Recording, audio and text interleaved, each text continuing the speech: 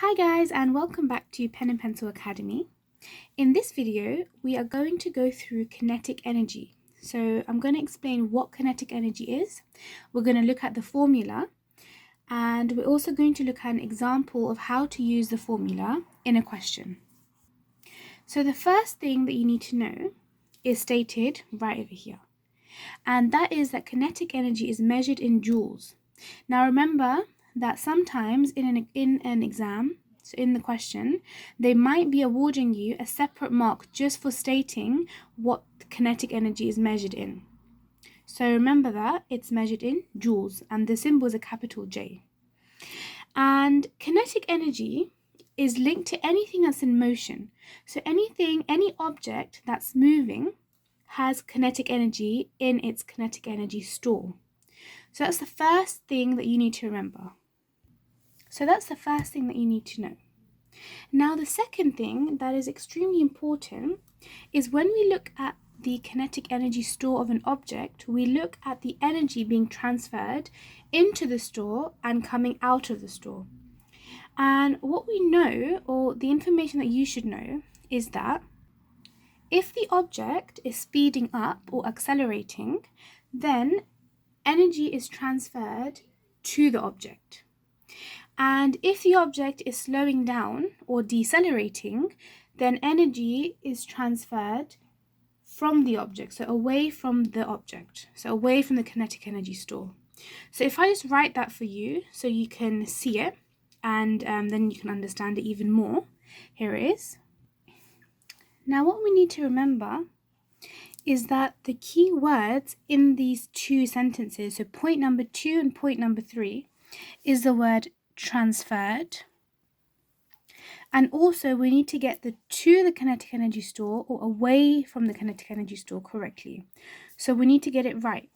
So remember, if the object is speeding up, it's going to the kinetic energy store. Energy is being transferred into that kinetic energy store because it's moving. But if it's slowing down, or if the object is decelerating, it's not moving, and it's not in motion, so the kinetic energy is going to decrease. So the energy transferred that it's in the kinetic energy store is going to come out of it. So it's going to transfer away from the kinetic energy store. Now, the next thing that the next point about kinetic energy is going to be better if I show you the formula first and then explain it. So here is the formula for kinetic energy. So if you look here, kinetic energy is equal to half times the mass times the speed squared of the object. Now, if you're getting confused, KE here and KE here just means kinetic energy, just to make that clear. Now, kinetic energy, if it's equal to half times the mass times the speed squared, our next point is linked to mass. So if the mass is increased, that means that the speed and the total kinetic energy has increased in the store. So let me just explain that one more time. If the mass increases of an object, that will lead to an increase of its speed, and therefore an increase in kinetic energy, which is measured in joules. Always remember to put the measurement, what it's measured in, because you could get an extra mark. So now we're going to move on to an example of a question. And actually, just before that, let me just write that next point about the mass, the speed, and the increase in kinetic energy. So there we have the fourth point. It's just exactly the same as what I said. If the mass of an object increases, the speed increases, so therefore the kinetic energy increases. Now, if we look at the question here, it says a boat of mass 1,000 kilograms is moving at 20 meters per second. Calculate its kinetic energy. Now, this is a perfect question because it's giving us the mass, which is 1,000 kg, and its speed, which is 20.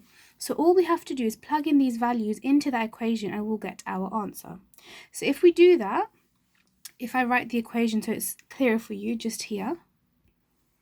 So if we write that out and we use our calculator to find out the value of half times 1,000 times 20 squared, we get a value of 20,000 joules.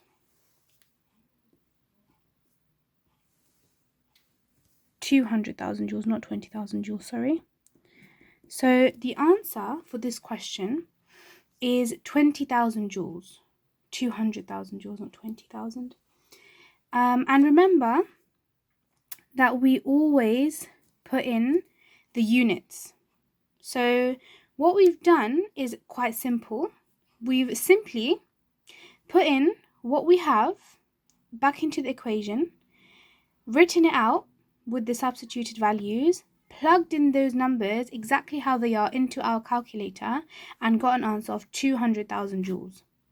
Now, what is very important is that even if a question as simple as this comes up in the exam, what you need to make sure is that you write down what you have done and what you've put into your calculator, just in case that you make a mistake plugging these values in. I know it sounds a little bit silly that these are really simple values, but when you're under time condition and there's lots of pressure, then what happens is sometimes you can make a mistake, so you lose marks that way, and we don't really want that to happen. So we have to make sure that we always write down our method, always write down what we do, and then write down our final answer with the units. So that was just a quick video on what kinetic energy is, what it's measured in, 4 very important things that you need to know, including the formula and an example of how to use the formula with an exam question. So if you like this video, hit the subscribe button, and thank you very much for watching.